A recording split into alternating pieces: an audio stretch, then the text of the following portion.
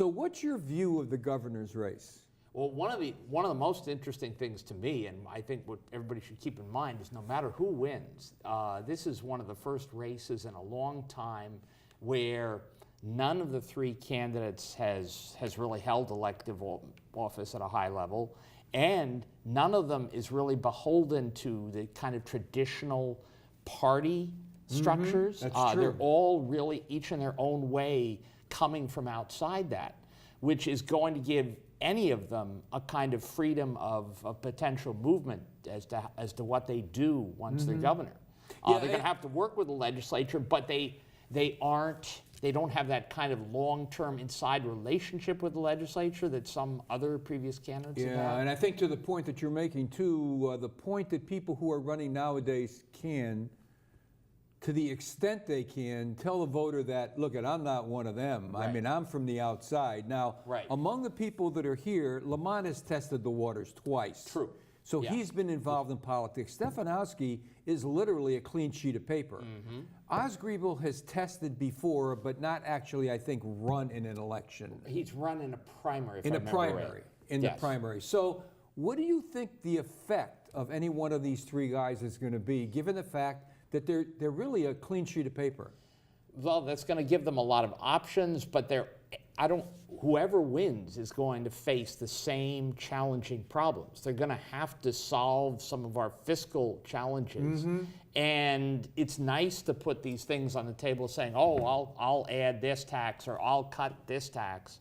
But none of those things is probably anywhere near the kind of real structured solution that's going to be necessary. Right. There's going to be a lot of hard detail work that I'm not sure any of them, short maybe of Osgriebel. I think he may have some understanding of what fully needs to be done there, but I think, you know, Ned and Bob are both going to have a challenge figuring the details out. Yeah, I agree with you, Paul, and I'll also tell you that my ingoing premise is if any one of these people who gets elected, and chances are it's going to be a Lamont or a Stefanowski. I like Oz a lot, but it's tough as an independent. If they don't have the courage of their convictions, they're going to get eaten alive. That's I mean, if they're not willing to stand up and make the hard choices, it's going to be tough. So because they're going to have to, whatever they do, it's going to be because they can persuade the legislature to do something. That's right.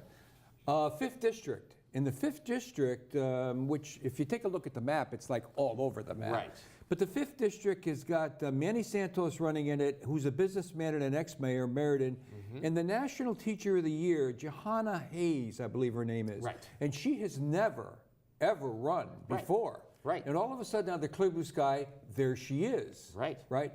But she's a darling of the Democratic Party, both nationally and statewide. A lot of money's coming in. Manny's running an uphill battle against the forces of the National Party.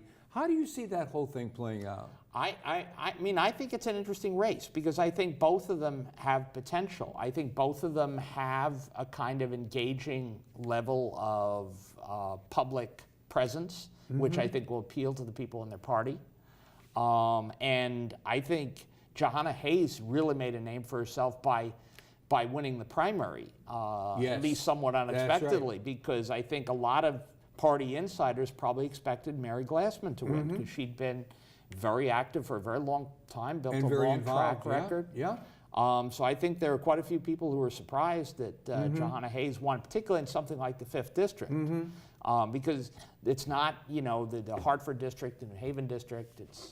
It's a much more mixed district. It really is. So, but I think that has a lot to say about her energy and about the idea of a teacher really getting up and saying, hey, it's time for a change. Yeah, you know what? I agree with all that, Paul, but I have to tell you, having been involved in politics for 20 years at all 3 levels, people have no idea what it's like. I mean, it's one thing to talk about it, but especially at the state level, but when you get into national politics, that is a blood sport. And to the point that you were making, nowadays especially, but to the point that you were making before, in terms of a newcomer, someone who hasn't been there before. It's one thing to talk about it here in Connecticut. It's another thing to go down to Washington and try to cope with it. Right. Especially when you don't control any of the levers of your assignments et cetera, et cetera. And she'll be, one of the low people on the totem Oh, pole without any because question. of choice of committees and Yeah. choice of office and everything. Yeah, it's always interesting when someone with no political background whatsoever or even involvement is Right. involved. So that'll be an interesting race. So the third question I'd like to ask you in the election category is, at the national level, we've got elections that are going to change the Senate maybe, that are going to change the House maybe. Let's take them one at a time, right? Right. Because each of them bring their levers of power. Absolutely.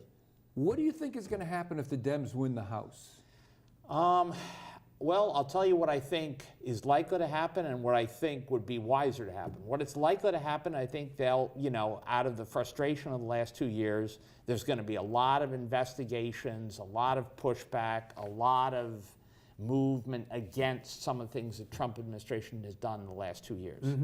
I'm not sure that's the wisest move. I think the wiser move would be to also push a positive agenda now that there'll be an in office of this is what we stand for in terms of build up to 2 years from now, both for retaining the House and potentially influencing the White House and Senate as well.